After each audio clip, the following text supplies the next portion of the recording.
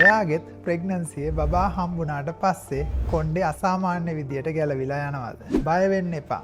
මේක ගොඩක් අම්මලාට වෙන බොහොම සාමාන්‍ය තත්ත්වයක්. අද මම කියන්නම් ඇයි මේක වෙන්නේ සහ කොහොමද මේක පාලනය කරගන්නේ කියලා. මේකට ප්‍රධානම හේතුව තමයි පෝස්ට්පාර්ටම් හෙයාර් ලොස්.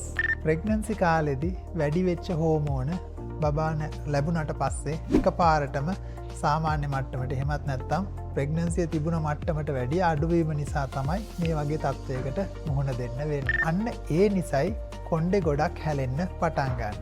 සාමාන්‍යයෙන් දවසකට කොණ්ඩ ගස් 100ක් විතර හැලෙන එක සාමාන්‍ය තත්ත්වයක්. හැබැයි මේ කාලෙදී මේක කොණ්ඩ ගස් 300ක් 400ක් දක්වා වැඩි වෙන්නත් පුළුවන්. බබා ලැබුණට පස්සේ මාස 3ක් විතර යනකොට තමයි මේ තත්ත්වයට දරුණුවටම මුහුණ දෙන්න වෙන්නේ. ඇයි අපි මේක පාලනය කරගන්න ඕනේ? මේ තත්ත්වය දිගින් දිගටම තිබුණොත් එහෙම ඒක ඔයාගේ කොන්ෆිඩන්ස් එකට වගේම ඔයාගේ කොණ්ඩේ ඩෙන්සිටි එකත් අඩු වෙන්න ගොඩක් බලපාන්න පුළුවන්. ඒ නිසා නිවැරදි පෝෂණයත් මේ කාලෙදී ගොඩාක් වැදගත්. මේක නවත්ත ගන්න නම් අයන්, බයෝටින්, සිංක් වගේ දේවල් අඩංගු කෑම හොඳට ගන්න ඕන.